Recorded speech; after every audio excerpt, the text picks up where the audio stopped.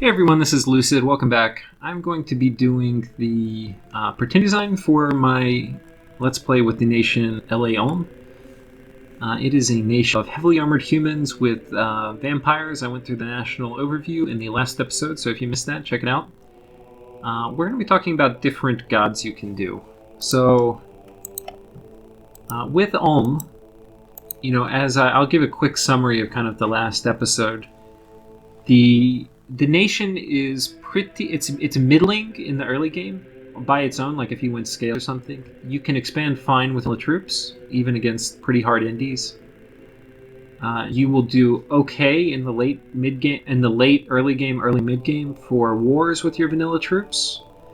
You need special things for how you're going to handle like a super combatant rush or things like that.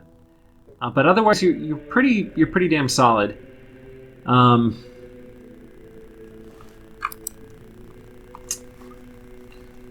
You don't need too much out of your god.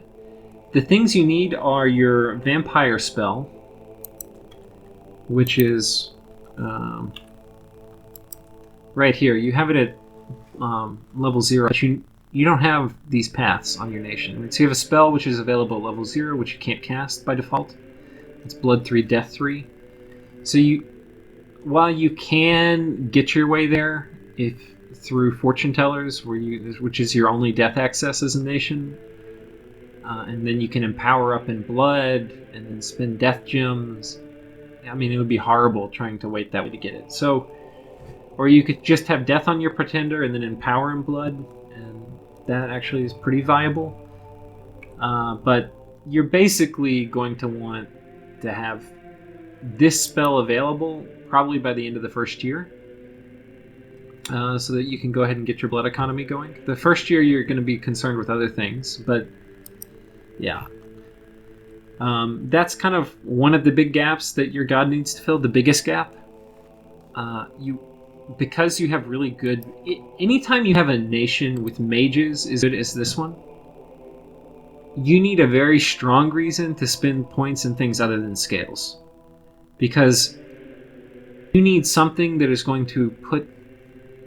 Every time you take, like, if you have a good bless, or if you put things on your pretender that you like to have, what you're doing is you're making these effectively more expensive. And these are recruit anywhere, so you can mass them. You want as many of these guys as you can. These guys are so good. They're so good. It's kind of a nation of vampires, but it's really more a nation of black priests. These guys are the best unit. So, really, you don't need your pretender to do much. You need it to have scales. You need it to get your blood economy going with vampires.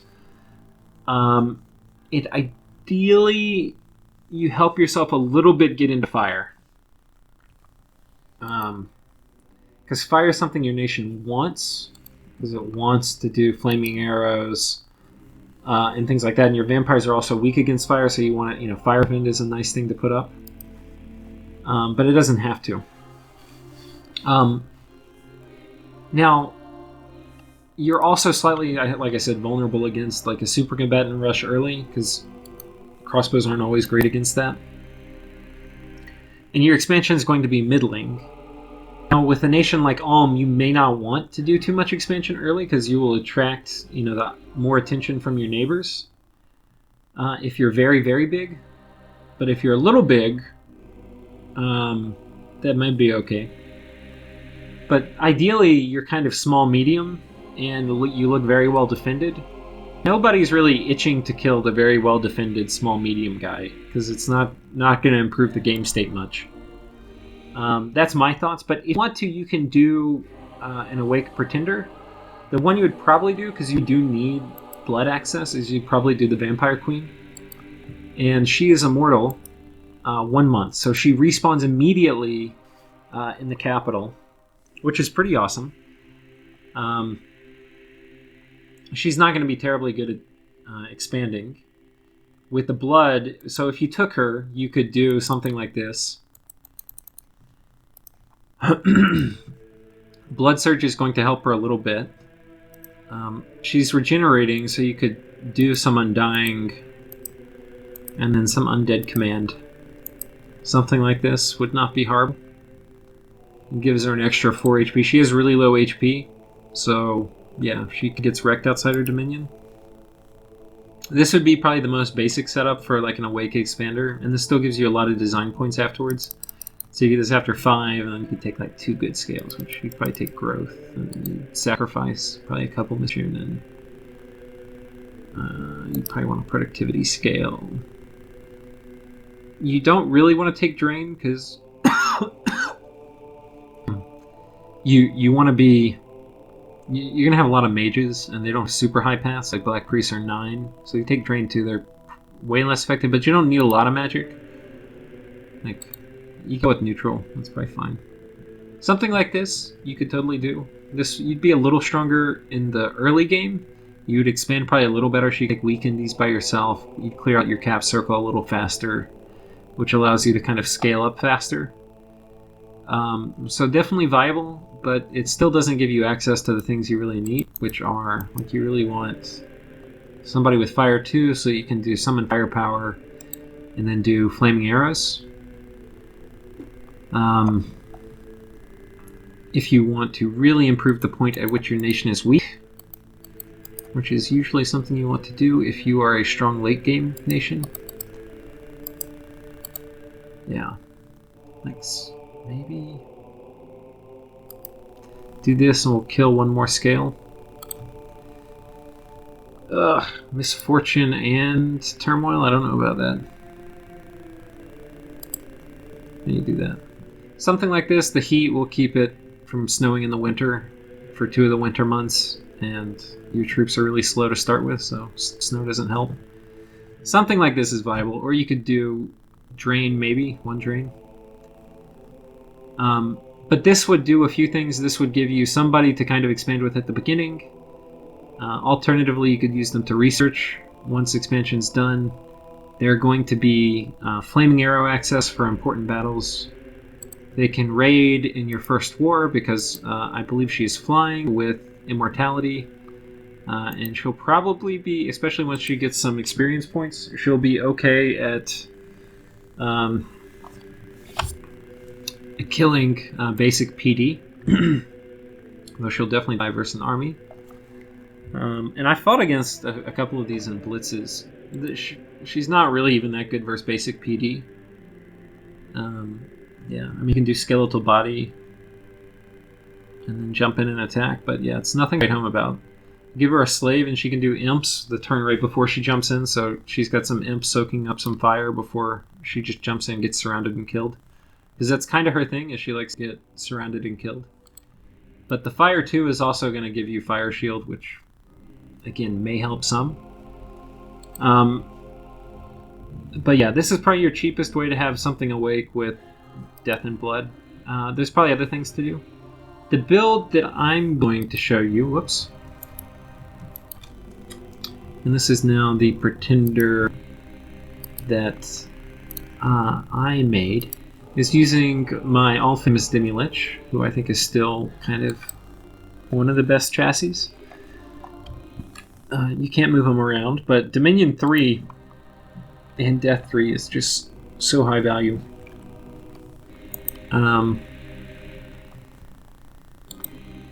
You could do this on one of the cheaper chassis down here. Now, the Vampire Queen's expensive. 190, but you do get 2 paths, so yeah. But you could do like a Freak Lord or something like that. And if you do a Freak Lord with dead access, like this,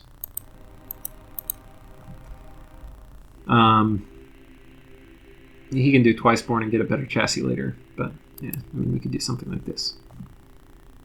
And by the time you get up to Dominion, you probably want 5 is all you need. You don't need that high Dominion because you have really good preachers who can get enemy Dominion out, and then your Dominion will slowly flow in to fill the gap. This gives you 275 points at Dominion 5. This is if you do the Lich at Dominion 5, you have 330, so you get more. The benefit with the Freak Lord is he can run around and do stuff. So, and it's a little bit cheaper to get new magic paths. Because actually, what you'll see is I'm going to do... I want fire access. So I do it like this. This is just so I can do the fire death booster. So that it's going to be not mid-game when my fire comes online, but with the fire death booster and then Phoenix power, your black priests, or the fire varieties, can do flaming arrows. So that's not going to be available early. It'll be available mid, like a solid mid-game or late mid-game, depending on how your research is going. But better late than never. And then fire, it's nice to have access to it in general. For the bless, what I like to do is I want my... You're not going to be using your cavalry except for very specific things. Like, you can use them for flanking archers, which you can do without any bless, really. But the blood surge helps with killing archers quickly and kind of like flanking. And then this helps the withering weapons if you are dealing with an early SC rush. So, yeah, it's really good for that. So these two things help with some of our gaps, specifically the SC rush. But if we get up to Dominion 5, it's 298 with Dominion 5 and 2 fire. And then if we try the Freak Lord, he's... Yeah, it's only 20 more expensive, but you get a mobile dude. Oh wait, no, because we got up to 5. Yeah, it's like 60 more expensive. So, I don't know. I think if you're min-maxing it, it depends. Freak Lord may be better, because then you can rush enchantment a little bit. Enchantment's not something you kind of want to rush. You really want to go up evocation first, and Flaming Arrows is enchantment 4. So it depends. I'm not sure which one's better, but I think these are both viable. The Freak Lord is probably a little safer. The thing you lose out on is this is immortal, which he also can't move. Somebody knows probably the way to move this guy. I've tried everything. He can't do Stygian Pass. He can't do... I haven't tried teleport. Maybe teleport works. Anyway, this guy does not move. But he's also really hard to get... Like, you can't assassinate him easily if you get globals up with him, which I think I might have gone Death 5 in my actual build. Let's check it out.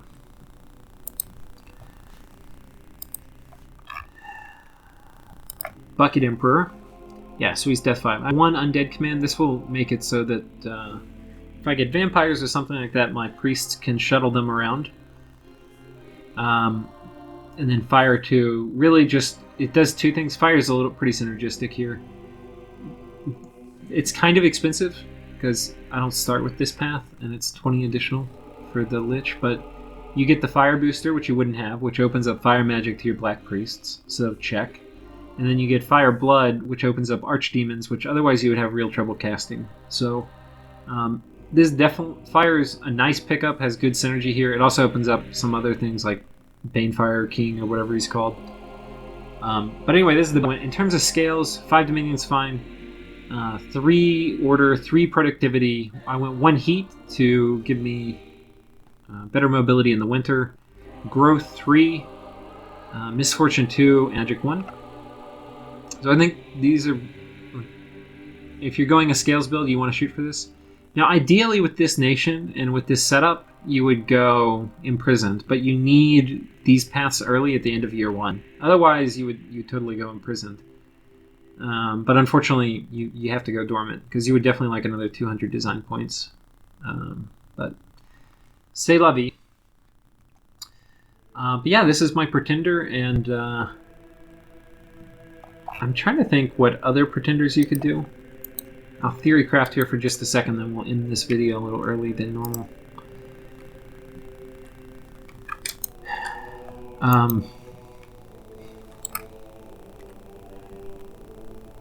You could do... I mean, if you wanted to, you could do a quickness thing with your... Actually, quickness is going to be really, really bad, because your guys are already pretty high encumbrance, and quickness is not going to help with that. you could go like this, and then you could do 2 reinvigorations. This would be good for your Forge Priests. And then you could throw in... Barkskin wouldn't be horrible. Barkskin, this would make your guys, especially mid-game, your knights would be damn near impossible to kill. They would have effectively 27 protection, I think. So, yeah, they would be really, really hard to kill. Or you could do regeneration, but also one more. Do something like this. But now you're awake. You still have some points to tinker around with? Not really. You have 17 left over.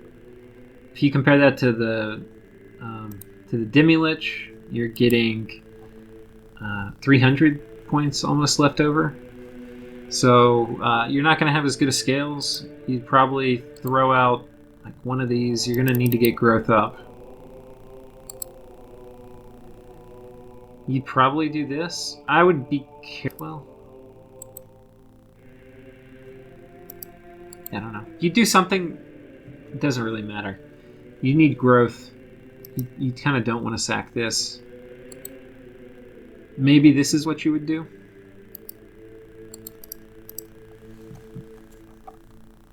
Okay, this is probably what I would do if I used this guy. You can use him to expand. This, if you go with the build like this guy is going to expand so much better than Vampire Queen. The Vampire Queen really cannot face any heavy resistance at all. This guy can. And this will make your knights very strong, so people are probably going to be less likely to rush you in the early mid-game. So it's going to strengthen a period where people normally are going to gang up on you. But if you do this, you're going to have to bootstrap into your vampire counts. And instead of getting your blood economy really going in the mid-game, your blood economy is really only going to bloom in the late game. So I don't prefer it, because I think your blood economy is super duper good for this nation. But this definitely would make you bigger, and you'd probably have more income too in the first year. And people would probably be a little more hesitant about attacking you, but it's up to you. I'll just say if you do want to, if you did go with this build, you would have to get into vampires through this guy. You get a death variety, or you could get super lucky and get a death one on this, and then all that would really do is save you an empowering, because you'd have to empower. You empower this girl in death. I mean, you get a death roll, right? You empower her in death again, right? Which is going to cost 30 death gems, which is doable. You can get 30 death gems by the end of year 1. She's then death 2. You have to then forge a skull staff, so you're going to need construction 4, which you should have by year 2. And then you're going to have to, in the meanwhile, be empowering her in blood. And there's a chance you get hard marked now when you empower, so you have to be careful, because you're going to have to empower her 3 times. Which is not going to be cheap. Yeah, so that's going to cost you 50 plus 30 plus 40, I think, or 45 maybe. It's about 130 blood slaves. So it's doable. It's not, you can get 130 blood slaves pretty easily. But when you combine how long it's going to take to do all this, and then plus you have to wait for a death one, which shouldn't take that long. But when you take all that into account, it's going to put your blood economy at least a year later than it probably would have been for getting VAR counts online. At least a year, maybe a year and a half or 2 years, depending on how you do it. And if you're getting attacked while all this is happening, you may have an even harder time. Like, if you go with an early blood strategy where you have blood and death on your pretender, you can use your vampire counts in early wars. They'll be coming online that quickly. Because the first year ends, right, 12 turns into the game. By turn 14, 15, you're going to spit out your first vampire count. And you can use them then if you wanted to. Now, you're probably going to have them blood hunt for a little bit until you have like 3 or 4, and you have some research so they can do something like they can summon Lamashtas immediately, which is an awesome spell on vampires. But yeah, you're not going to be doing any of that stuff if you have to go with the empowering route. But that's how you would do it. It's 40 death gems and 130 something blood slaves. you can take a death variety of this, and you can get her to summon vampire counts. So anyway, totally doable. And the other cool thing, if you were to go that build, is this is going to add some serious magic diversity. You get Earth 4, which is way higher than you would normally get Earth in, and then you get Nature 7, which Nature is a path you only get in 1 in on like a very rare mage. So you could tinker around. There's a lot of different ways, obviously, if you're not constrained to doing Blood Death on your Pretender, to do an Awake Expander. That would also add magic diversity to the nation. So I think it'll be interesting as, in a couple years from now to look at what the metas are for this nation. But I'm doing what seems to be optimal for me for this Let's Play, which is the Bucket Emperor. So one last look. Dominion 5, Fire, Death, Nature. Pretty damn strong. Mostly scales. A lot of good scales. You can get so much income. So thanks everyone for watching. Next episode will be Initial Expansion, and see you guys then.